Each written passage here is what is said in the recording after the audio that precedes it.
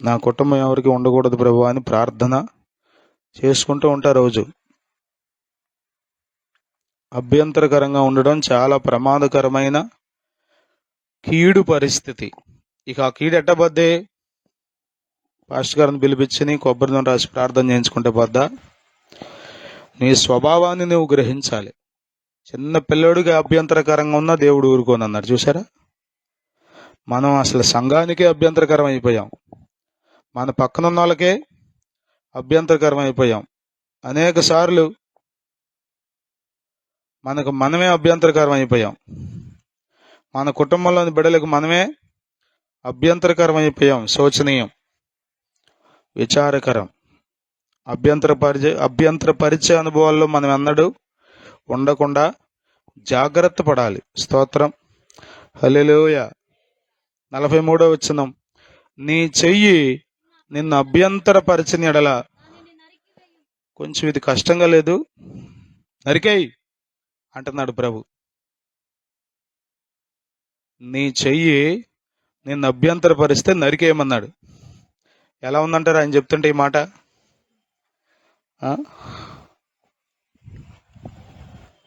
అమ్మో, ఏంటి ఇంత కఠినంగా మాట్లాడుతున్నాడండి యేసు ప్రభు అన్నట్లేదు. నరికేయమంటే చెప్పండి, ఇదేమన్నా కొమ్మ నరికేయడానికి? మీ చెయ్యి మీరు నరికేసుకుంటారా?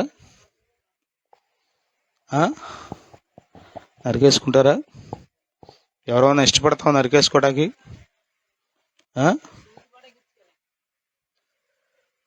స్తోత్రం, హల్లెలూయా.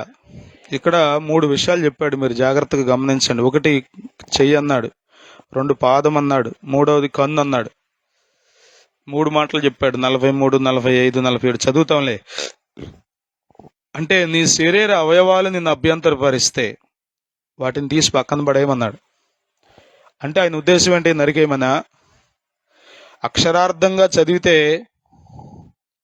ఇక అదే అర్థమై నరికేసి కూర్చోండి. ఏంటి బాబు, ఏంటి చెయ్యి ఏమైందంటే నరికేసుకోమందండి. ఈ చెయ్యి బాగా ఇబ్బంది పెడుతుంది, నన్ను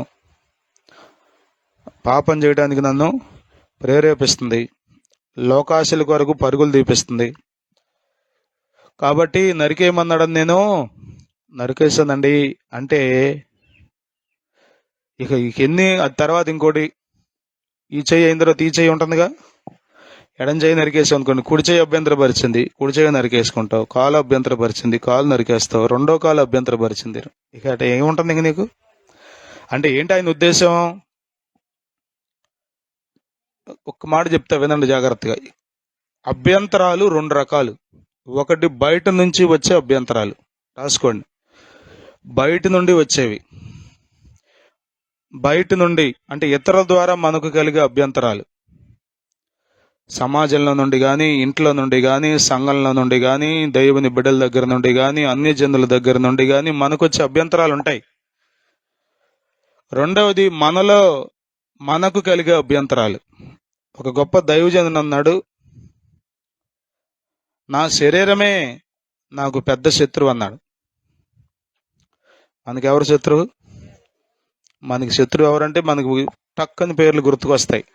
ఆ మనిషి గుర్తుకొస్తాడు, మనకు 100 మంది కనబడతాడు. కానీ ఎవరో కాదు మన శత్రువు. నా శరీరమే నాకు పెద్ద శత్రువు.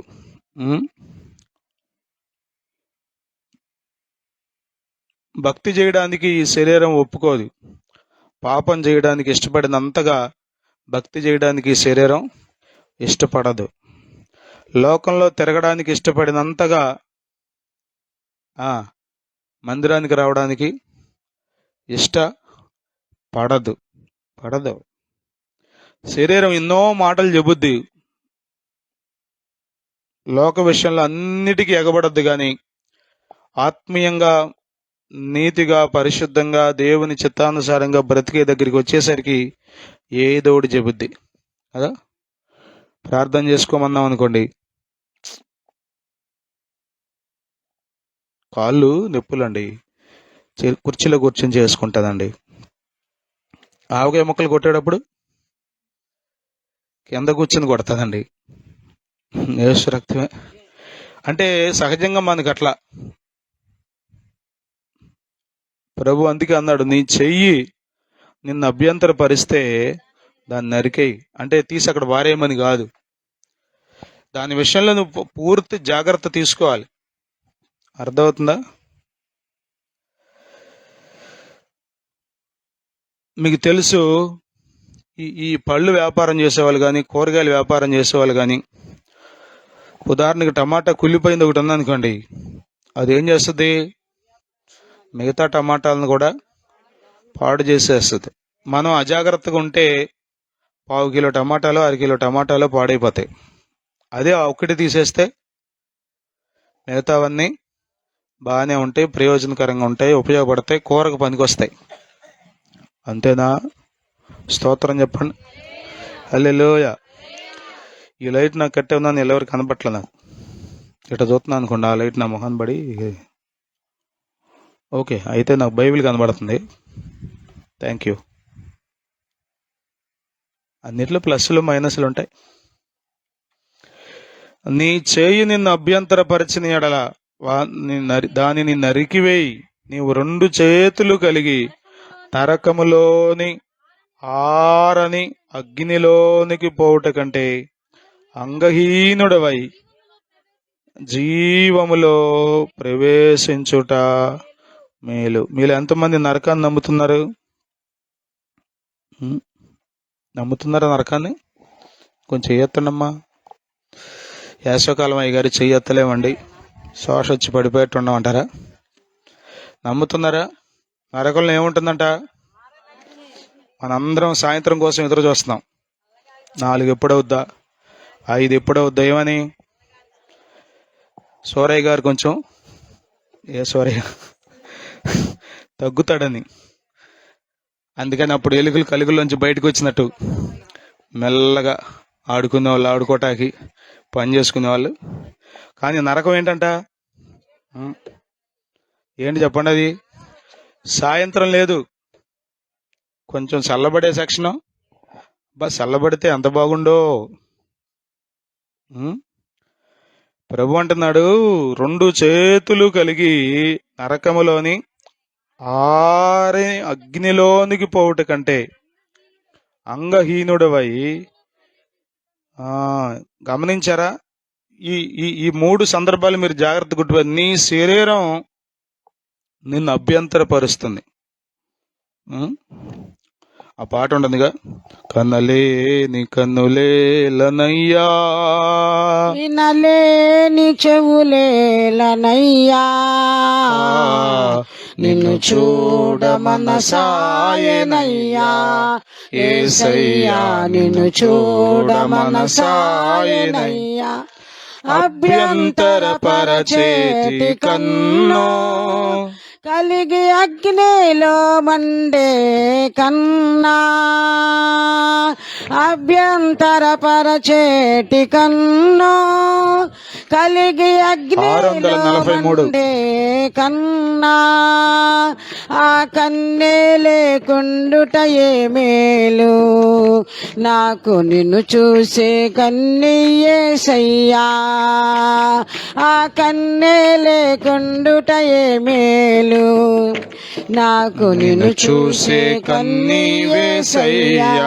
కనలేని కన్నులేలనయ్యా, వినలేని చెవులేలనయ్యా, నిన్ను చూడ మనసాయనయ్యా, యేసయ్యా నిన్ను చూడ మనసాయనయ్యా.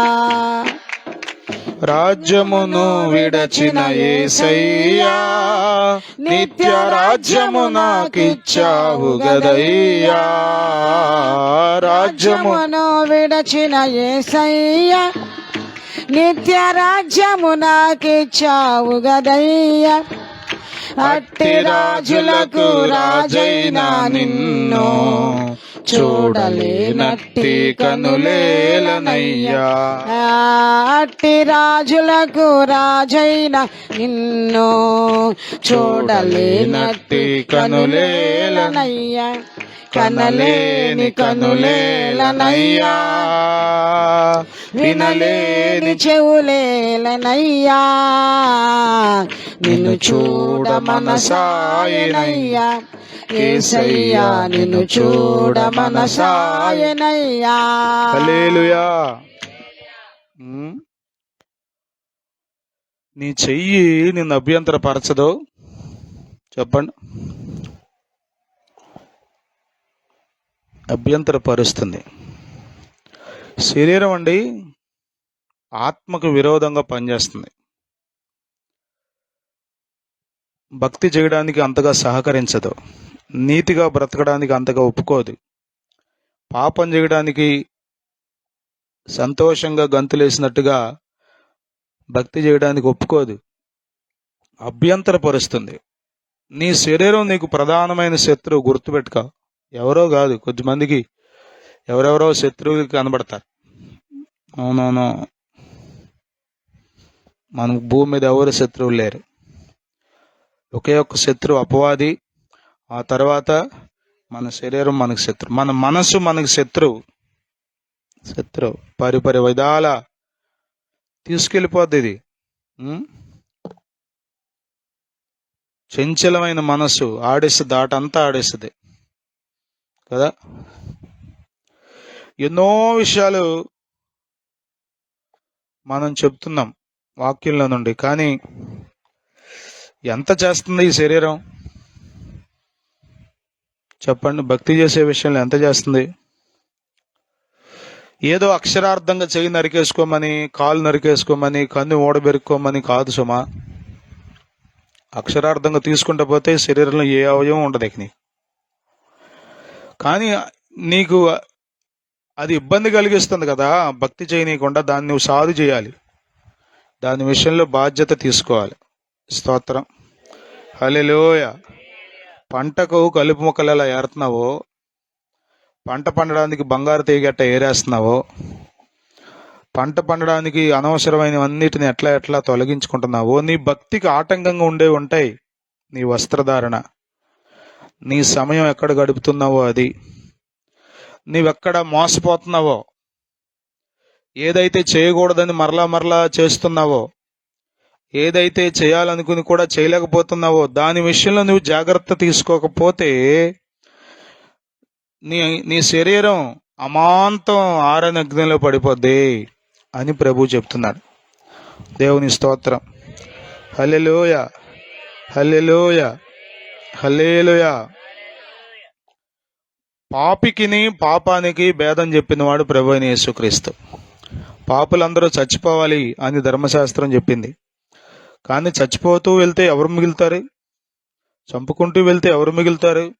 కాబట్టి చచ్చిపోవడం కాదు సమస్య, పాపిలో ఉన్న పాపాన్ని బయటికి లాగేయాలి. స్తోత్రం, హల్లెలూయా, హల్లెలూయా. పాలలోంచి నీరు వేరు చేసే మిషన్ ఉంటే ఎలా ఉంటుందంటారు?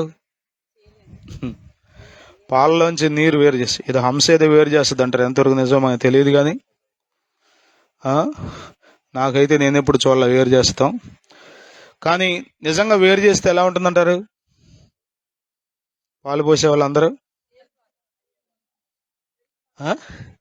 ఎట్ట పోతారా? మంచిగా పోతారా? వాళ్ళు ఇంకోటి కనుక్కుంటారు అప్పుడు, వేరు చేయకుండా ఉండేది. ఇక్కడ ద సీరియస్నెస్ ఆఫ్ సిన్, పాపం యొక్క ప్రతిఫలం ఎంత భయంకరంగా ఉంటుందో. చిన్న పాపమే కావచ్చు, కానీ నీ శరీరం అంతటిని అగ్నిలో పడేస్తుంది. అర్థమవుతుంది? చిన్న పాపం. అసలు క్రైస్తవ్యంలో ప్రభు పరలోకం నుండి దిగివచ్చి చేసిన పని ఏంటో తెలుసా? పాప క్షమాపణ, పాప విమోచన. ఈరోజు విమలారెడ్డి గారు వచ్చారు, చాలా అద్భుతమైన సంగతులు చెప్పారు. మీలో చాలా మంది ఇంటి దగ్గర రెస్ట్ తీసుకున్నారు, మీకు వందనాలు. కొంచెం అప్పుడప్పుడు వచ్చి వాక్యం వింటే, అసలు కొద్దిమందికి అసలు ఆశలే లేవు. నా భయాల్లో ఒక భయం ఏంటంటే, ఈ మినువులు అట్నేమంటారమ్మా, సన్నగా పేలగా ఉంటాయి కదా, మినువుల్లోనే సన్నయి పేల గింజలు, నొక్కులు, అది కరెక్ట్ పదం. నొక్కులతో నింపుకుంటున్నావా సంఘాన్ని అనిపిస్తుంది నాకు. నొక్కులే, అన్ని నొక్కులే. చెప్ప ముక్కుతా మూలుగుతా రావడం, అమ్మయ్య ఈ పూటకి కోటం ఏసు రక్తమే జయం అనుకోవటమేనా? అంతేనా? ఆ? సంపూర్ణ స్వస్థత ఇచ్చాడంట యేసు ప్రభు. ఉదయం నుంచి ఆమెతో ఉండడానికి దేవుడు సహాయం చేశాడు. చాలా విషయాలు చెప్పారు ఆమె. 13-14 పుస్తకాలు రాశారంట. 55 సంవత్సరాల వయసులో రక్షణ పొందాను, 72 సంవత్సరాలు నాకు ఇప్పుడు, 17 సంవత్సరాలు ఇంకెన్నోళ్ళు బతుకుతాను తెలియదు, చేయవలసింది ఎప్పుడో చేయాలి, 55 ఏళ్ళు లోకం కొరకు వేస్ట్ చేసేసాను అని పరుగులు తీస్తుంది. ఎండలో మరి తిరిగింది అట్లాగే ఆమె. నేను అన్నాను, అమ్మా మీరు చాలా ఉదయం నుంచి సాయంత్రం 2-3 వరకు ఉన్నారు ఇక్కడ, చాలా ఎండలో కష్టపడ్డారమ్మా మీరు ఈ వయసులో అంటే. యేసు ప్రభు సిలువలో ఏం చేశాడు నాన్న? ఆయన చేసిన దాంతో పోల్చుకుంటే నేనేం చేశాను? అప్పుడప్పుడు ఏసీలో కూర్చున్నానుగా అన్నారు. మనలో ఎందుకో శరీరాన్ని జాగ్రత్తగా పోషించుకోవటం, జాగ్రత్తగా కాపాడుకోవడం అలవాటైపోయింది. నేను ఇప్పుడు వాక్యం చెప్పడానికి నా శరీరం సహకరించలే, కూర్చొని చెప్దాం అనిపించింది కానీ గుంజుతుంది ఈ శరీరం. అయినా కానీ దాన్ని తోసి నిలబడ్డా. ఏముంది, ఈ వయసుకి చేయకపోతే ఇంకెప్పుడు చేస్తాం? మరీ సోమరులు అయిపోకండి, మరీ శరీరాన్ని జాగ్రత్తగా కాపాడుకోమాకండి. బైబిల్ రాయబడింది, వారు అగ్ని కొరకు తమ శరీరాలను పోషించుకుంటున్నారు, ఉగ్రత కొరకు తమ శరీరాలను జాగ్రత్తగా కాపాడుకుంటున్నారు అన్నాడు. అలాంటి సంపూర్ణమైన స్వస్థత దేవుడిచ్చాడు. పాపము యొక్క సీరియస్నెస్ మనకి తెలియకపోతే ఏముందలే అనుకుని 4 అడ్డం తిప్పేసి తిరిగేస్తాం.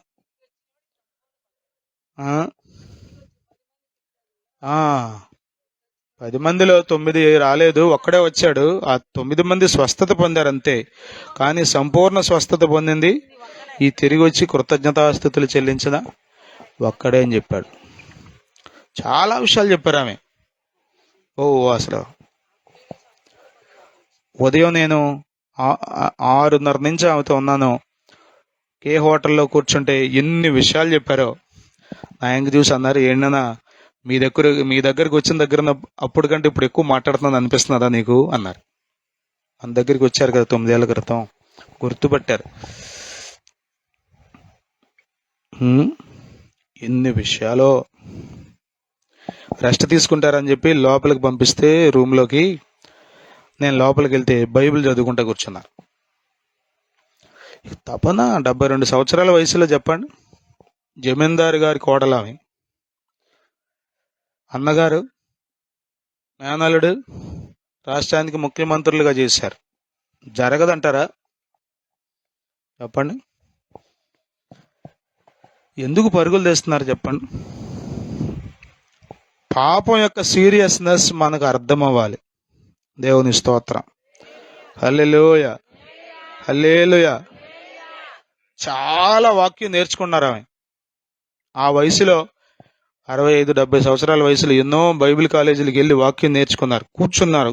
చెప్పారు కానీ పొద్దురు కూడా ఫ్రంట్ బెంచ్లో కూర్చుంటే అందరూ నవ్వుతున్నారండి. ఈ ముసలమెంట్ వచ్చి కూర్చుని బైబిల్ కాలేజీలో వాక్యం నేర్చుకుంటున్నారు. అయినా నేర్చుకున్నారు. ఆ తపన ఎక్కడుంది? మనం దేవుని దగ్గరికి వచ్చేసరికి అన్ని అభ్యంతరాలు చెబుతున్నాం, లోకం దగ్గరికి వచ్చేసరికి అభ్యంతరాలు ఏమి చెప్పట్లా. మన శరీరాన్ని అట్లా జాగ్రత్త చేసుకున్నాం. అందుకే ప్రభు అన్నాడు, నీ చెయ్యి నిన్ను అభ్యంతరపరిస్తే, అభ్యంతరపరచదా అంటే అభ్యంతరపరుస్తుంది. పాపం చేయడానికి నిన్ను రేపుతుంది, పాపం కొరకు నిన్ను పురికొల్పుతుంది. ఇది తప్పేమి చెప్పండి? ఇదిగో కొబ్బరికాయ తీస్తుంది. కొబ్బరికాయ ఎంత చెప్పండి? 15 రూపాయలు. కానీ ఈ కొబ్బరికాయతో నువ్వు ఎక్కడ పడిపోతున్నావు తెలుసా? ఆరని అగ్నిలో పడిపోతున్నావు. అసలు మనకు అది తెలియట్లా. బాధ అంతా ఏంటంటే అన్ని జనాలకి అసలు ఏమీ తెలియదు. ఒకటే నిరోమయం, ఒకటే సున్నాది. కానీ ఇంత మందిరానికి వచ్చి మనం ఈ చెయ్యితో ఏం చేస్తున్నాం? ఏం చేస్తున్నాం ఈ చెయ్యితో? ద సీరియస్నెస్ ఆఫ్ సిన్, పాపం యొక్క తీవ్రత మనకు అర్థమవ్వాలని ప్రభువు నరికేయి అన్నాడు. అంతే తప్ప నరికేయమని కాదు. చిన్న పాపం నీ శరీరం అంతటిని ఆరని అగ్నిలో నిత్యత్వం కాల్చేస్తుంది. ఎల్లకాలం అగ్నిలో ఆరని అగ్నిలో ఉంటావు. అర్థమవుతుందా మీకు? అందుకు ప్రభు ఆ మాట అన్నాడు, నరికేయని. అంతే తప్ప ఇదిగో వాక్యం చదువుకున్నానండి, నరికేయాలనిపించింది, నరికేసుకున్నానంటే నీకు వాక్యం సరిగ్గా. అందుకనే పరిశుద్ధాత్మ సహాయాన్ని మనం ఎల్లప్పుడూ కోరుకోవాలి. దేవుని స్తోత్రం. హల్లెలూయా. చేత్తో చేస్తాం, పాదాలతో పరిగెత్తుతాం, నడుస్తాం కదా. వీఆర్ గోయింగ్, వీఆర్ డూయింగ్ కదా. మనం చేస్తాం చేతులతో. ఏం చేస్తున్నాం? తర్వాత వచనంలో అన్నాడు, పాదం గురించి మాట్లాడాడు. 45వ వచనంలో, నీ పాదము నిన్ను అభ్యంతరపరిచిన ఎడల దానిని నువ్వేమి పందెం చేయురా, నువ్వేమి కోడిని పట్టుకెళ్ళట్లేదా, చూడటానికి వెళ్తున్నావు అంతే. ఎక్కడికే? చూడటానికేగా. నువ్వు అక్కడ ఏమన్నా వేస్తున్నావు పందెం? కోడేమన్నా తీసుకెళ్ళావా? లేకపోతే వేరే వాళ్ళు కోడిలు వేసుకుంటుంటే నువ్వేమన్నా బెట్ట కట్టావా? ఇదేమీ లేదుగా. ఓన్లీ అంటుంది మెల్లగి కాలు ఏమవుద్ది, అటు వెళ్తుంది. అందుకు అంటున్నాడు, అభ్యంతర పరిస్తే నరికేయి, 2 పాదములు కలిగి నరకములో పడవేయబడుట కంటే కొంటివాడవై నిత్య జీవములో ప్రవేశించుట మేలు. అంటే నీ చెయ్యి నిన్ను పాపానికి తీసుకెళ్తుంది, నీ కాలు నిన్ను పాపానికి తీసుకెళ్తుంది. ఇలాంటి పరిస్థితుల్లో నువ్వు అట్లాగే పర్లేదులే, ఏముందలే, ఇది కూడా పాపమేనంటావా, ఇది కూడా తప్పేనంటావా అనుకుంటూ గనక నువ్వు సరిపెట్టుకుంటే ఈ చెయ్యి నిన్ను నరకంలో పడేస్తుంది, ఈ కాలు నిన్ను నరకంలో పడేస్తుంది కదా, పడేస్తుంది. We must stop them. మనం వాటిని ఆపాలి. నరికేయడం అంటే ఆ పాపానికి ప్రేరేపించే ఆ పనులన్నిటినీ మనం ఆపేయాలి. స్తోత్రం. హల్లెలూయా, హల్లెలూయా, హల్లెలూయా, హల్లెలూయా. చాలాసార్లు నాకు అర్థం కాని ఒక భయం కలిగించే అంశం ఏంటంటే, దేవుని సేవకులకే కానీ విశ్వాసులకే కానీ నరకం ఉందని నమ్మట్లేదు అనిపిస్తుంది నాకు. చెప్పుకున్నాం రోజు బోధలు అదే. పెళ్లిలో కూడా చెప్పారు నిన్న అయ్యగారు, పరలోకం నిజం, నరకం నిజం. ప్రభు ఉన్నాడన్నమాట నిజం. నరకం గురించి చెప్తున్నాడు ఇక్కడ ప్రభు. ఆరని అగ్నిలో, భయంకరమైన నరకంలో పడవేయబడతావు. అర్థమవుతుందా? ఎందుకు పాపం గురించి బోధిస్తారండి? ఎప్పుడు పాపమే అంటారు ఏంటండి అంటే, పాపం అంత ప్రమాదకరమైంది, కొద్దిమందికి ఇష్టం ఉండదు. ఏంటి వ్యభిచారం గురించి చెప్తాడేంటి అయ్యగారు అందంట ఒక ఆమె మన సంఘంలోనే. మరేం చెప్పాలి? తిరిగమ్మ పర్లేదని చెప్పాలా? ఏం చెప్పాలండి? నీకు ఇష్టం వచ్చినట్టు చెప్పాలండి బోధ అంటే? నిన్ను అడిగి చెప్పాలా? నీకు నచ్చినట్టు చెప్పాలా? నువ్వా పిలిచింది నన్ను? నువ్వా నన్ను ఏర్పాటు చేసుకుంది? కొద్దిమందికి అట్లా ఉందండి. ఇక అంతా ఆచి తూచి చెప్పాలండి. మీరు జాగ్రత్త, ఎక్కడన్నా మాట బెసికిందో నరం కోస్తా అన్నట్టుగా ఉన్నట్టుగా అయితే కష్టం. పాపం చాలా ప్రమాదకరమైంది. అనుకున్నంత మజాగా ఉండదు, నిన్ను తీసుకెళ్లి నరకంలో పడేస్తుంది. మీరు ఆలోచించండి, ధనవంతుడు చేసిన పాపం ఏముంది? అక్రమంగా సంపాదించాడని ఏమన్నా రాశాడా? చెప్పండి. ఊళ్ళు కొట్టేసి, నోళ్ళు కొట్టేసి, కొంపలు కూల్చేసి సంపాదించాడేమన్నా? అక్రమంగా ధనవంతుడయ్యాడని ఏమన్నా రాశాడా? కానీ ఎక్కడ పడ్డాడు? నరకంలో పడ్డాడు. నరకంలో పడ్డాడు. పెద్ద పెద్ద పాపాలేమి చెప్పండి ధనవంతుడు చేయలా, చేసినట్టు అక్కడ ఏమి రాయలబడలా. కానీ చిన్న చిన్నవి కనబడుతున్నాయి వెతికి చూస్తే మనకి. గుర్తుపెట్టుకోండి, ప్రభు అవకాశం ఉన్నంత వరకు క్షమిస్తాడు. నీ బంధులో ప్రాణం ఉన్నంత వరకు ప్రభువా నన్ను క్షమించు అని ప్రభు దగ్గర వేడుకుంటే క్షమిస్తాడు. లెక్కలేనట్టుగా తల ఎగరేసి తిరిగితే ఇది కూడా నన్ను నరకానికి తీసుకెళ్ళద్దా, ఇది కూడా పాపమేనా, ఇది కూడా తప్పేనా, దీనికి కూడా దేవుడు శిక్ష వేస్తాడా అన్నట్లుగా లెక్కలేనట్లుగా ఉంటే అమాంతం పడిపోయిన తర్వాత ఇక తప్పించే నాదుడు ఎవడున్నాడు? ఓ మనిషియో చింపవా నీ బ్రతుకు ఎలాగున్నదో, ధనము చూచి పడకుమా, ధనము చూచి దగా పడకుమా, బలము చూచి భంగ పడకుమా, ధనము చూచి దగా పడకుమా. ఆ రోజు శ్రమ నుండి తప్పించే నాథుడు లేడు, ఆ రోజు శ్రమ నుండి తప్పించే నాథుడు లేడు. హల్లెలూయా. చెయ్యి అభ్యంతరపరిచింది, మిగతా శరీరం అంతా భక్తి బాగా చేస్తుంది. అర్థమవుతుంది మీకు చెప్పేది? యేసు ప్రభు మిగతా చెయ్యి, రెండు కాళ్ళు, రెండు కళ్ళు, రెండు చెవులు, నోరు, శరీరం అంతా బాగానే భక్తి చేస్తుంది, కానీ ఒక్క చెయ్యి మాత్రం అభ్యంతర పెడుతుంది, పాపం వైపు పరుగులు తీపిస్తుంది. చూసారా, ఈ శరీరం అంతా భక్తి చేస్తుందని నేను తీసుకెళ్లి దేవుడు పరలోకంలో పడేయడంట. ఈ చెయ్యి చేసిన దాన్ని బట్టి నువ్వు ఎక్కడ ఉంటావంట? ఎందుకండి భక్తి ఎంతసేపు చేసేది? ఎందుకింత తిప్పలు పడేది? ఎందుకింత ప్రయాసపడేది? పౌలు అన్నాడు, నన్ను నేను నలగొట్టుకుంటున్నాను అన్నాడు. నలగొట్టుకోవడం ఏంటి అసలు? నలగొట్టుకోవడం ఏంటి? నలగొట్టుకోవడం అవసరం అంటే అవసరమే. మనకి ఏం నలుగుడు పడుతుంది అసలు? ఒడియాలు పెట్టి నలిగిపోతున్నాం, పచ్చళ్ళు బట్టి నలిగిపోతున్నాం, ఇల్లు కట్టి నలిగిపోతున్నాం, అన్నిటికీ నలిగిపోతున్నాం, కానీ భక్తిలో ఏమైనా నలుగుతున్నావా? అర్థమవుతుందా మీకు? శరీరం అంతా భక్తి చేస్తుంది, ఒక చెయ్యి పాపానికి పరుగులు తీస్తుంది. శరీరం అంతా భక్తి చేస్తుంది, ఒక కాలుతో నువ్వు పాపం కొరకు. ఒక కాలు బాగానే ఉంది, ఒక కాలు మాత్రమే తీస్తున్నాడు, అటు తీత అటు వెళ్తున్నాడు ఆరాటంతో. ఈ ఒక్క కాలు మూలాన నువ్వేమవుతావంట? శరీరం అంతా ఎక్కడ పడద్దంట? స్తోత్రం చెప్పండి. హల్లెలూయా, హల్లెలూయా. మరలా అడుగుతున్నా, నరకం ఉందని నమ్ముతున్నారా? అగ్ని ఉంటుందని నమ్ముతున్నారా? అది ఆరదని నమ్ముతున్నారా? తీక్షణమైన అగ్ని కదా. 48వ వచనంలో అన్నాడు, నరకమున వారి పురుగు చావదు, అగ్ని ఆరదు. పురుగు అంటే ఎవరో అనుకోమండి, మనమే. ఇది చచ్చిపోదు. అర్థమవుతుందా మీకు? ఇప్పుడు మన మీటింగులకి పొలాలు తెచ్చాం. ఏమైనాయి పొలాలు? కాలి బూడిదైపోయినాయి. ఇంకా మాట్లాడుకుంటే ఆ బూడిది కూడా కనబడలా, అంతగా పోయింది.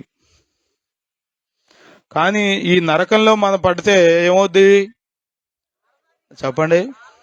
ఆరదు.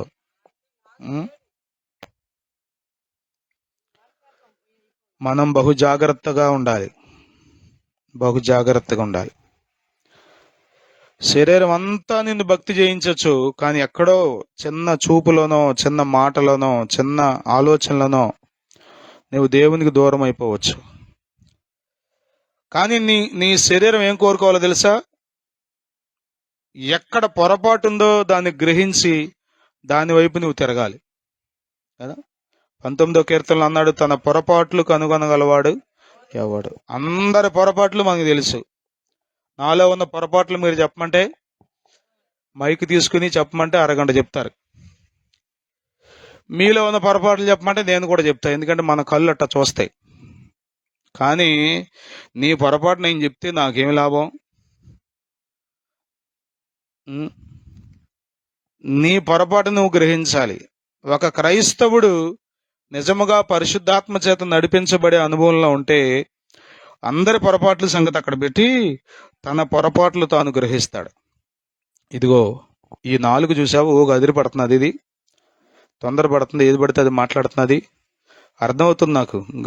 అర్థమవుతుంది. ఇది మాట కాని మాట వచ్చేసింది చూసావా. ఆయన గ్రహిస్తాడు. కొద్దిమందికి అసలు గ్రహింపలేదు. చేసుకుపోవడమే భక్తి. ఉం? గుడ్డి భక్తి అంటారు దాన్ని. నువ్వు ఎంత భక్తి చేసినా గుడ్డిగా చేస్తే దానివల్ల నీకు ఒరిగేది ఏమీ లేదు. నీ పొరపాట్లు నువ్వు గ్రహించాలి. నీ బలహీనతలు నువ్వు గ్రహించాలి. ఎక్కడ పాపం నీలో ఏలుబడి చేస్తుందో, ఏ విషయంలో నీవు మాటి మాటికి తప్పిపోతున్నావో విచారించవలసిన విషయం ఏంటంటే, కొద్దిమందికి అసలు పాపంగా కూడా కనబట్టల. పాపం తప్పుగా కనబట్టలా. యేసు రక్తమే. ఎవరు చేయట్లేదమ్మా ఈ వయసులో. సహజమే.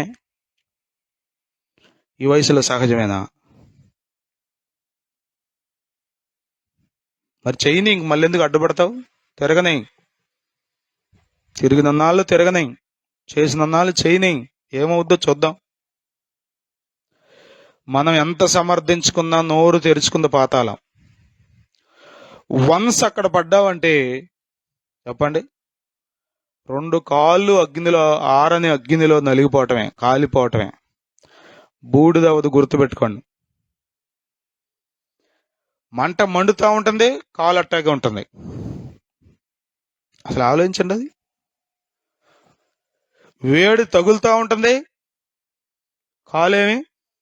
సహజంగా చర్మంలో 7 పొరలు ఉంటాయి అంటారు. ఏమవుద్ది వేడి తగిలితే? మరీ సివియర్ అయితే లోపలికి వెళ్ళిపోద్ది. ఆ వేడి వెళ్ళిపోయి ఉబ్బిపోయి చాలా భయంకరంగా ఉంటుంది. కానీ అక్కడేంటి అగ్ని? దాని స్పెషల్ అది కదా. మండుచున్న పొద గురించి ఏమన్నాడు అక్కడ? పొద మండుచుండెను గాని దేవుడు అట్లా చేస్తాడు. మండుతుంటే ఏమైపోవాలి పొద? కొంతసేపటికి పొద కనబడకూడదు. ఇక ఆ ముళ్ళ తుప్పలన్నీ, ఆ గుబురుగా పెరిగిందంతా మొత్తం ఫ్రీ అయిపోయి చక్కగా తేటగా ఉండాలి. కానీ మంటగానే ఉంది, పొదగానే. అది దేవుని అగ్ని. అర్థమవుతుందా? కాబట్టి మనం బహు జాగ్రత్తగా ఉండాలి. నీ కన్ను అంటాడు, చదవండి ఆ మాట 47వ వచనంలో. నీ కన్ను నిన్ను అభ్యంతరపరిచిన ఎడల దానిని తీసి పారవేయుము. 2 కన్నులు కలిగి నరకములో పడవేయబడుట కంటే ఒంటి కన్ను గలవాడవై. అంటే నీకు దేని మీద గురి పెట్టాలి? కళ్ళు 2 ఉండటం ముఖ్యంగా, లేకపోతే పరలోకంలో పట్టడం ముఖ్యమా? అది గుర్తుపడాలి నువ్వు. అది సుప్రీం వాల్యూస్, ఎటర్నల్ వాల్యూస్, నిత్యత్వపు విలువలు నీకు ఉండాలి. అన్నీ బాగుండి అన్నీ జాగ్రత్తగా చూసుకుంటూ నరకంలో పడిపోవటమా? లేక ఏది నిన్ను పాపానికి ప్రేరేపిస్తుందో?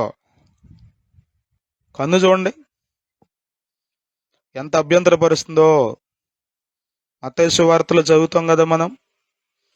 చదవండి మత్తయి సువార్త 6వ అధ్యాయం 22వ వచనం. దేహమునకు దీపము కన్నే గనుక నీ కన్ను తేటగా ఉంటే నీ దేహమంతయు వెలుగుమయమై ఉండును. నీ కన్ను చెడినదైతే నీ దేహమంతయు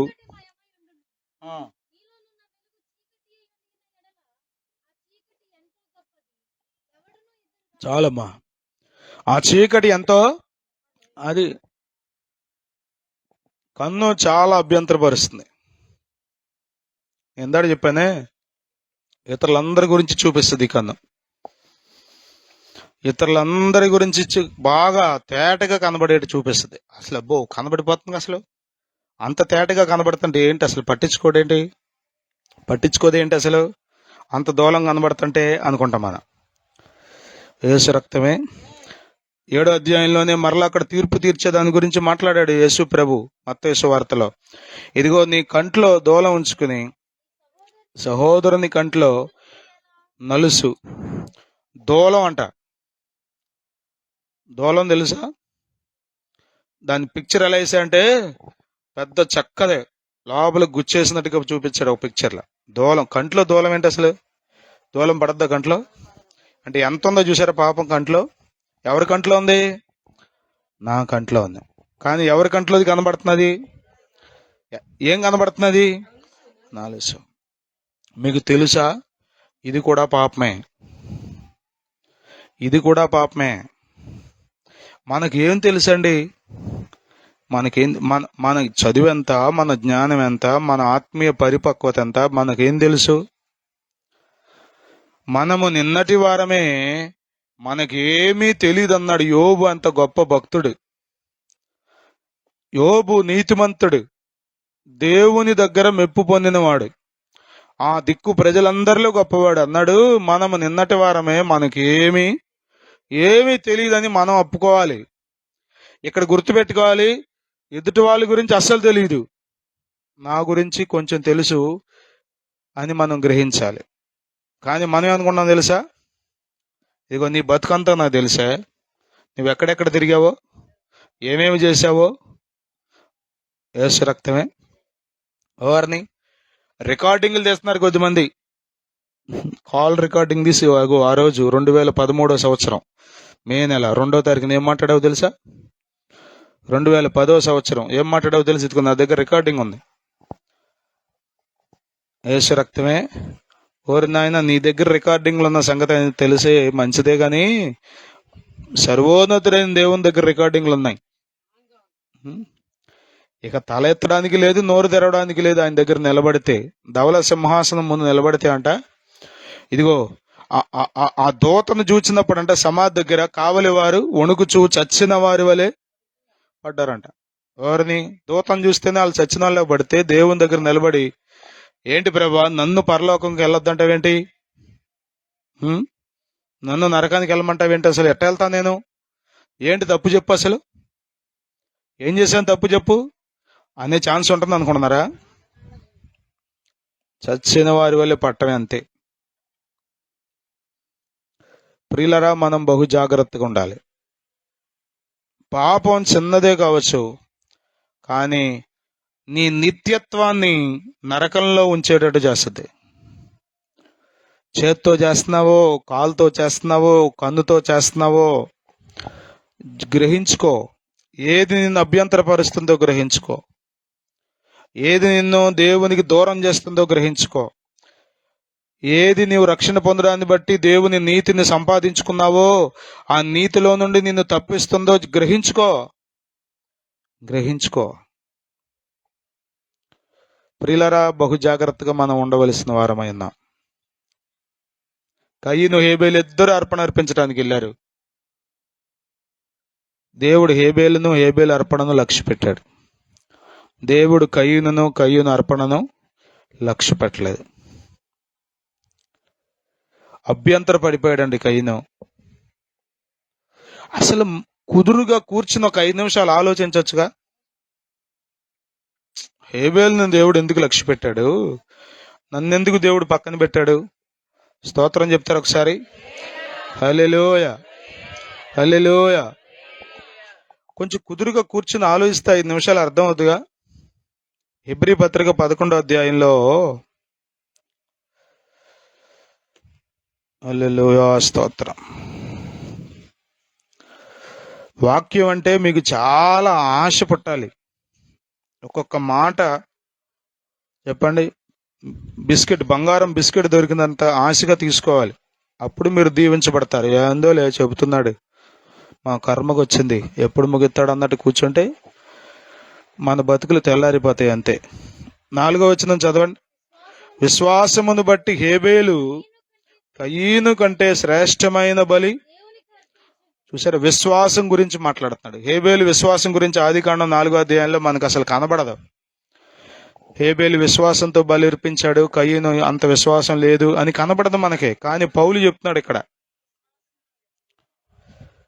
అంటే ఇతనిలో ఉందేంటో అతనిలో లేనిదేంటో గ్రహించుకోవాలి.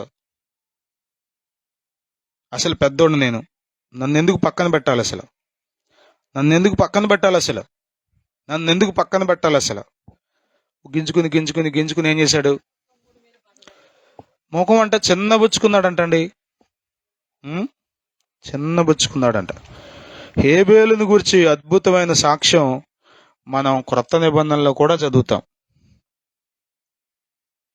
కయ్యని గురించి మనకు అక్కడ అడ్రస్ ఏమి ఉండదు. ఎంత ఘోరమో చూసారా. ఇద్దరు మందిరానికి వెళ్ళి దేవుని దగ్గర అర్పణ అర్పించిన వాళ్ళు కదా. రాత్రి కూడా మనం చదువుకున్నాం. మందరిలో పరిసైడు శంకరు ఇద్దరు మందిరానికి వెళ్ళి ప్రార్థన చేశారు. కానీ అతని కంటే ఇతడు నీతిమంతుడని తీర్చబడ్డాడని చదువుకున్నాం. పరిసయుడిని ఎవరు అభ్యంతరపరిచారు చెప్పండి? శంకర్ పాడు చేశాడేమన్నా? పరిసయుడు భార్య పాడు చేసింది పరిసయుడిని? పరిసయుడు అమ్మా నాన్న పాడు చేశారా? ఎవరు పాడు చేశారు పరిసయుడిని? చాలాసార్లు మనం అనుకుంటాం, ఎవడో నన్ను పాడు చేసేసాడు, ఎవడో నన్ను ఇబ్బంది పెట్టేశాడు, ఎవడో నన్ను భక్తిలోంచి దూరంగా నెట్టేశాడు, ఎవడో నన్ను భక్తిలో నుంచి దూరం పడేశాడు. ఎవడు పడేస్తాడు? పరిసయుడు అనుకున్నాడు. అతడు అనుకున్న దాన్ని బట్టి కృప పోగొట్టుకున్నాడు. అతనంతా పాజిటివ్ సైడే మాట్లాడుకున్నాడు తన గురించి. తనలో ఉన్న బలహీనతల గురించి ఏమి దేవుని దగ్గర అసలు మాట్లాడలా. మీరు ఎప్పుడైనా దేవుని దగ్గర మీ బలహీనతలు ఒప్పుకున్నారా? అసలు ప్రార్థన అంటే ఏంటి చెప్పండి? మన బలహీనతలను ఒప్పుకోవడమే కదా. మొదటి యోహాను పత్రికలు మన పాపములను మనము ఒప్పుకొని ఎక్కడ ఒప్పుకోవాలి? అసలు తెలియాలి కదా. గొప్పతనాలన్నీ చెప్పుకుంటే కుదరదు దేవుని దగ్గర. గొప్పతనాలు చెప్పుకుంటే ఏమొస్తుంది? నేను మిమ్మల్ని పొగిడి మీరు నన్ను పొగిడి అందరం కలిసి నరకలను ఉంటే ఏమొస్తుంది? గొప్పతనాలు కాదు. మరలా గుర్తు చేస్తున్నా, పరిసయుడికి ఎవరు అభ్యంతరకరంగా ఉన్నారు చెప్పండి? శంకర్ అభ్యంతరకరంగా ఉన్నాడా? లేకపోతే ఆ మందిరంలో ఉన్న ప్రధాన యాజకుడు అభ్యంతరకరంగా ఉన్నాడా? ఆ దేవాలయానికి వెళ్ళిన మిగిలిన వాళ్ళు అభ్యంతరకరంగా ఉన్నారా పరిసయుడికి పాపం చేయడానికి, లేకపోతే నీతిమంతుడిగా తీర్చబడకపోవడానికంటే? ఎవరు కాదు, అతని హృదయమే అతనికి అభ్యంతరకరంగా ఉంది. నేను ప్రారంభంలోనే చెప్పాను, బయట నుండి వచ్చే అభ్యంతరాలు లోపల మనలోనే తెలుసా మీకు? ఇప్పుడు మీకు తెలుసు కదా, జాంకాయ ఉంటుంది, చూస్తున్నారేటు? జాంకాయనే ఉంటుంది, లోపల పురుగు పడద్ది. ఎటు నుంచి వెళ్ళింది ఆ పురుగు? అది ఎటు నుంచి వెళ్ళింది? దారి ఎక్కడ ఉందా? సంధి ఎక్కడ ఉందా? హోల్ ఎక్కడ ఉందా? స్తోత్రం చెప్పండి. హల్లెలూయా. జాంకాయగానే ఉంటుంది, దిగనగలాడితే కనపడద్ది. ఇంకో మాట్లాడితే మిగతా కాయలు అంటే తలతల్లాడితే కనపడద్ది, కోస్తే గాని. అది లోపల పుట్టేది చాలా ప్రమాదకరమైంది. అర్థమవుతుందా? బయటికి కనబడే గాయాలు త్వరగా మనం డాక్టర్ దగ్గరికి వెళ్ళి చూపించుకుంటాం, కానీ లోపల పుట్టే రోగాలు తెలుసా మీకు? ఎప్పుడు తెలుస్తాయి? క్యాన్సర్ అంటే 4వ స్టేజ్లో కానీ బయటపడదంట. 4వ స్టేజ్లో కానీ. నిన్న ఒక పాప గురించి చూశాను, నేను మా ఇంట్లో కూడా చెప్పాను. ఆ పిల్ల 82 సార్లు కీమో పెట్టించుకుందంట. 6వ తరగతిలో బ్లడ్ క్యాన్సర్ వచ్చిందంట. ఇప్పుడు ఇంటర్మీడియట్ రాసిందంట, స్టేట్ టాప్ 10లో ఉందంట. 97% మార్కులు వచ్చినాయి అంట. బతికింది. 82 కీమోలు అంటే ఏంటి అసలు? కీమో అంటే నేను కూడా అక్కని చూశాను కదా, అది ఒక భయంకరమైన నరకం. 82 కీమోలు అంటే ఆలోచించండి. 20 రోజులకు ఒకసారి కీమో పెడతారు. బ్లడ్ లో పుట్టిందంట క్యాన్సర్. ఎటు నుంచి వచ్చింది? ఇది లోపలే పుట్టింది. తొందరగా బయటపడద్దా? పడదు. నిన్ను సర్వనాశనం చేసేంత వరకు బయటపడదు అది. తీరా అక్కడికి వెళ్ళిన తర్వాత 4th స్టేజ్ అయిపోయింది, చేతులు ఎత్తేసాం మా వల్ల. పాపం కూడా అంతే. నీలో పుట్టి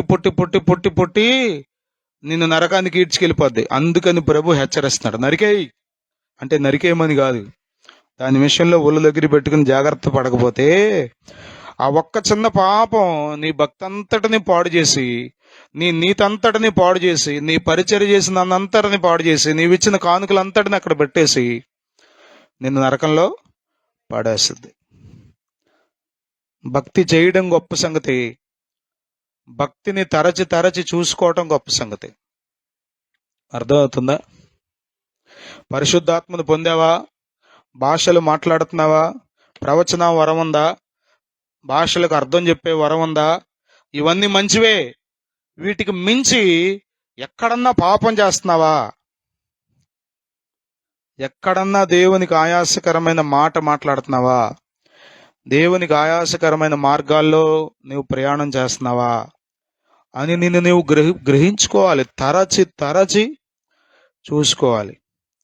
భక్తుడు అన్నాడు, ఎరిగి ఎరిగి నే చెడిపోతిని. యేసు ఎట్ట చెడిపోయాడంట? ఆది కాండంలో ఏముందో తెలుసు, నిర్గమ కాండంలో ఏముందో తెలుసు, పాటలన్నీ బాగానే వచ్చు, పరిశుద్ధాత్మ వరాలు కూడా బాగానే పొందుకున్నాడు, భాషలు మాట్లాడగలడు. కానీ ఏమైపోయాడంటే ఎరిగి ఎరిగి చెడిపోమా? గ్యారంటీ ఏమైనా ఉందనుకున్నారేంటి? నువ్వు ఒక్కసారి రక్షణ పొందావంటే నీకు తిరుగులేదు. నీకు సీలేసేసాడు దేవుడు, డైరెక్ట్గా పరలోకానికి వెళ్ళిపోతామని చెప్పాడా? మాట్లాడట్లా మీరు. ఏం చేయాలి మనం? లోపల నుంచి ఏమొస్తుందో గ్రహించుకోవాలి. అందుకే యేసు ప్రభు మార్కు సువార్త 7వ అధ్యాయంలో వాళ్ళు చేతులు కడుక్కోకుండా అన్నం తింటున్నారంట. ఎవరు? ఫరిసయ్యులా? ఎవరాలు? శిష్యులు. చేతులు కడుక్కోకుండా అన్నం తింటున్నారని నీకు మొదలెట్టారు సణుగుడు. ఏంటి ప్రభు, అసలు వీళ్ళకి బుద్ధి లేదు, అసలు వీళ్ళకి చేతులు కడుక్కోరేంటి? అప్పుడు ప్రభు అన్నాడు, బయట నుంచి లోపలికి వెళ్ళేది మనుష్యుని అపవిత్రపరచదు, కానీ లోపల నుండి అనగా అని మొదలెట్టాడు లిస్టు. 7వ అధ్యాయం 21వ వచనంలో 19 ఉన్నాయి. దురాలోచనలు మొదలెట్టి 7వ అధ్యాయం 21వ వచనం నుండి 23వ వచనం వరకు ఆ లిస్టు. అదంతా ఎక్కడి నుంచి వస్తాయి? లోపల నుండి. అనండి ఒకసారి, ఎవరి లోపల నుండి? అయ్యగారు మీరు ఎన్ననంటే నా లోపల నుంచి అసలు అట్లాంటివి రావండి. నేను నిష్కల్మషురాలనండి, తెల్లగా యేసు రక్తమే జయం. దేవుడు నిన్ను దీవించింది కాక. మనుష్యుల హృదయంలో నుంచి వస్తాయి అన్నాడు. మనుషులంటే మందిరానికి వచ్చే వాళ్ళే కావచ్చు, రాని వాళ్ళే కావచ్చు. యేసు రక్తమే జయం. హల్లెలూయా, హల్లెలూయా, హల్లెలూయా. ప్రియులారా, జ్ఞాపకం చేసుకోండి, లోపల నుండి మనల్ని పాడు చేసే ఉంటాయి. వాటిని మనం జాగ్రత్తగా పసిగట్టాలి.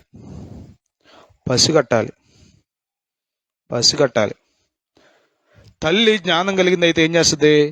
బిడ్డ తినకపోతే లోపల పురుగులు ఉన్నాయి అనుకుంటా మొత్తానికి వీడికి అని గ్రహించి వెంటనే మందైదు. జ్ఞానం లేని తల్లి అయితే ఏం చేస్తుంది? ఆడు తినకపోయినా కుక్కేసి ఆడికి వాంతి వచ్చేట్టు చేస్తుంది. అసలు ఎందుకు తింటలేదు వీడు, ఎందుకు ఆకలి వేయట్లేదు అంటున్నాడు. ఒక మద్దతుని సరిపెట్టుకున్నాడు. ఏంటి, ఏం జరిగింది అసలు? గ్రహింపుండాలి. దేవుని ఆత్మ జ్ఞాన వివేకములకు ఆధారమగు ఆత్మ. యెహోవా యందు భయభక్తులు పుట్టించే ఆత్మ. దేవుని స్తోత్రం, హల్లెలూయా. కాబట్టి నీకు అభ్యంతరకరంగా నీ చెయ్యుందా, నీ కాలుందా, నీ కన్నుందా గమనించుకో. ఓడబీకేమన్నాడు అని గుడ్లు తోడేసుకోవడం కాదు, అది కాదు. ఏది కానిది చూడనిస్తుందో ఈ కన్ను. ఈ ఫోన్ వచ్చాక అన్నీ అవేగా. టీవీ వచ్చాక ఒక రకం, టీవీ రాకముందు కొంచెం లేదు, ఈ పాపం లేదు. ఏదో పుస్తకాలు, న్యూస్ పేపర్లు అంతవరకు ఉండేది. ఇప్పుడు టీవీ వచ్చాక ఒక రకమైంది, ఫోన్ వచ్చాక ఇక ఇంకా యేసు రక్తమే జయం. జాగ్రత్త, నరకం చాలా భయంకరమైంది. నేను అందుకే ఇన్నిసార్లు అడిగించా, నరకం ఉందని నమ్ముతున్నారా అని. నరకం ఉందని నమ్మండి. అబద్ధం కాదు ఇది, ఏదో భయపెట్టడానికి చెప్పే కబుర్లు కాదు. యేసు ప్రభు చెప్పాడు, నరకమున వారి పొరుగు చావదు, అగ్ని ఆరదు. తర్వాత వచ్చిన వాళ్ళన్నీ కానీ అది వేరే సబ్జెక్ట్. ఉప్పు గురించి మాట్లాడాడు, నేను అక్కడ ఆపేస్తున్నాను. 2 విషయాలు మీతో చెప్పా. ఒకటి, బయట నుండి మనకు వచ్చే అభ్యంతరాలు.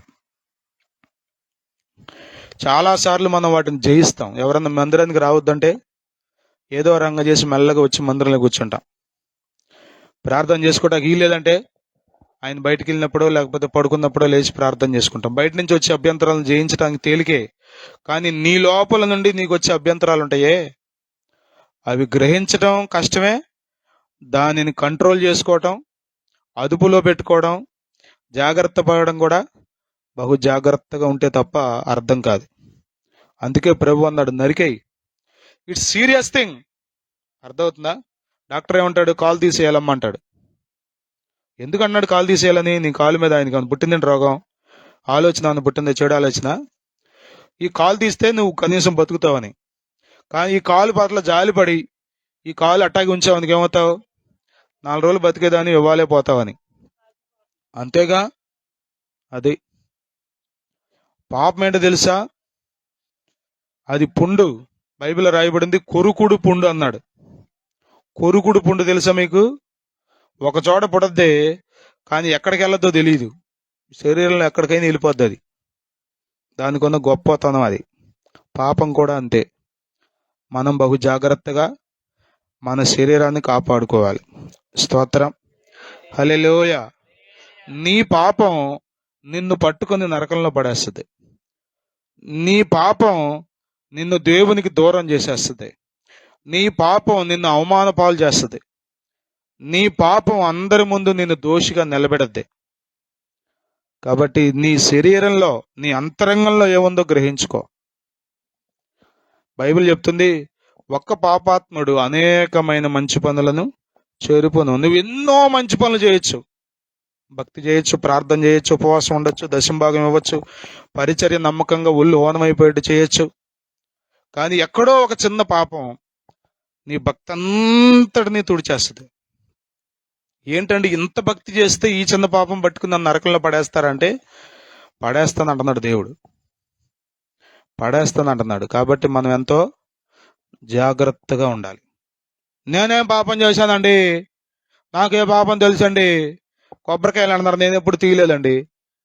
ఊరి కొబ్బరికాయ గురించి కాదు, ఊరికే చెప్పా ఒకటి. కొబ్బరికాయ దగ్గరే ఉండమాక, ఆలోచన చేసుకో. నీ శరీరంలో ఏది నిన్ను అభ్యంతరపరుస్తుందో, నీ మనసు ఎక్కడ నిన్ను అభ్యంతరపరుస్తుందో,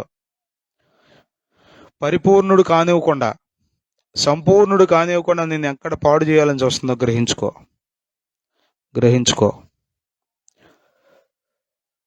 నాకు నేను బోధించుకోవాలి, మీకు మీరు బోధించుకోవాలి. ఈ బోధ నాకే అని మనం గ్రహించుకుంటే ప్రభు మనకు సహాయం చేస్తాడు. పరిశుద్ధాత్మనికి ఉన్న గొప్పతనం ఏంటంటే, ఆయన పాపాన్ని గూర్చి ఒప్పింపజేస్తాడు. ఏది పాపమో నీకు అర్థమయ్యేటట్టు చెబుతాడు కదా. మన వాళ్ళు అక్కడక్కడ అంటారు, సినిమా రీల్లా కనబడిందని. చూపించేస్తాడు. ఆ రోజు ఏం చేసావో, ఆ రోజు ఆమెతో ఏం మాట్లాడావో, ఆ రోజు ఫోన్లో ఏం చూసావో, ఆ రోజు ఎక్కడికి వెళ్ళావో అంతా చూపిస్తాడు నీకు ఆయన. నేను అన్నీ ఎక్కడ చెప్పను, నీ గురించి నాకేం తెలుసు చెప్పటానికైనా? నా గురించి నీకేం తెలుసు? మనకు మనం బోధించుకోవాలి, మనల్ని మనం సరి చేసుకోవాలి. నువ్వు నరకంలో పడకూడదు ముందు. అర్థమవుతుందా? పౌలు బాధ ఏంటి? నలగొట్టుకోవడం. అందరికీ బోధిస్తున్నాను, చివరికి నేను నరకంలో పడితే ఇంకేంటి చెప్పండి. కాబట్టి నేను భ్రష్టుడిని కాకుండా నిమిత్తము నన్ను నేను నలగొట్టుకుంటాను. నా పరుగు కడముట్టించుతున్నాడు చివరిలో. అట్ట నలగొట్టుకున్నాడు కాబట్టి పరుగును కడముట్టించాడు. ఏ పర్లే, అసలు ఈ పాపమా? నాకేం తెలుసు పాపం? నాకు అసలు ఏమీ లేదు. యేసు రక్తమే జయం. రాణమ్మ గారి భాషలో ఏమంటుంది పావనేని? పరిశుద్ధ పావురాయి. అది పరిశుద్ధ పావురాయిని అనుకుందాం అనుకోండి. మనం అనుకుంటే నిజంగా ఉంటే దేవుని దృష్టిలో సంతోషమేగా. కానీ అపోస్తులుడండి, తనకున్నదంతా పెంటగా ఎంచుకుని దేవుని వెంబడించినాడు. ప్రభు కొరకు భయంకరమైన శ్రమలు, యేసు ప్రభు కంటే ఎక్కువ పడ్డోడు అంటున్నాడు, నేను భ్రష్టుని అయిపోతానేమో. మీరు గుర్తుపెట్టుకోవాలి, ఈ భయం మనలో ఉండాలి. ఎక్కడైనా నేను పాపం చేస్తానేమో, ఇది ఇట్లా మాట్లాడేస్తున్నాను కదా, ఈ మాటలు ఎక్కడైనా పాపం అంటుకుంటున్నామో.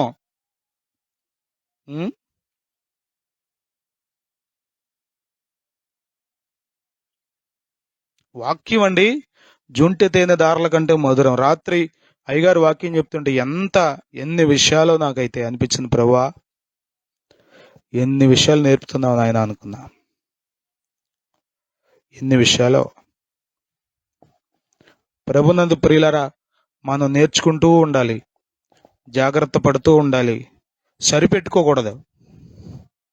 2025 వరకు బాగా చేసామండి, మీటింగ్ల వరకు బాగా అద్భుతంగా పనిచేసామండి, పర్లేదులేండి అనుకుంటాకి లేదు. నీలోనికి పురిగట్టాలదో తెలియదు.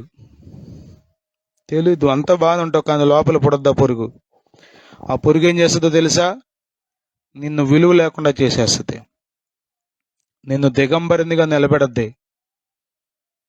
వస్త్రహీనుడు అయిపోతావు, నువ్వు వస్త్రహీనుడు అయిపోతావు. మనల్ని మనం పరీక్షించుకోవాలి. అందుకనే పౌలు అన్నాడు, మనలను మనమే పరీక్షించుకుందాం.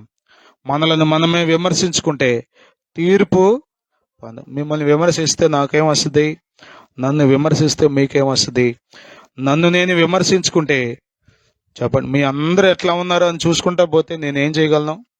మిమ్మల్ని చూడటానికే నా టైం అంతా పోద్ది. బోధిస్తాను, దేవుని సన్నిధిలో ప్రార్థిస్తాను, ఇక మిగతా పనంతా నన్ను నేను చూసుకోవటమే. అట్లా కాదండి మొత్తం అందరి సంగతి. అసలు శాంతమ్మ గారు ఎట్టా ఉంది, లూది యొక్క ఎట్టా ఉంది, ఇదిగో ఆవిడ ఎట్టా ఉంది, ఈవిడ ఎట్టా ఉంది, అసలు ఎట్టా ఉంది, వీళ్ళు అసలు ఎట్టా ఉన్నారు అని చూసుకుంటే వెళ్ళి అనుకోండి, నా దేపు మారిపోద్ది. మిమ్మల్ని చూసేసరికి నా దేపు మారిపోద్ది. అందుకని మీకు బోధించవలసింది దేవుడు చెప్పమన్నంతా చెప్తాను, మీ కొరకు ప్రార్థనలో ఎత్తుపడతాను. మీరేదైనా చెప్తే, ఇదిగో ఈ విషయంలో నేను బలహీనంగా ఉన్నానండి, నా కొరకు ప్రార్థన చేయండి, ఈ విషయంలో నేను తప్పిపోతున్నానండి, నా కొరకు ప్రార్థన చేయండి అంటే రహస్యంగా మీ కొరకు ప్రార్థన చేస్తాను.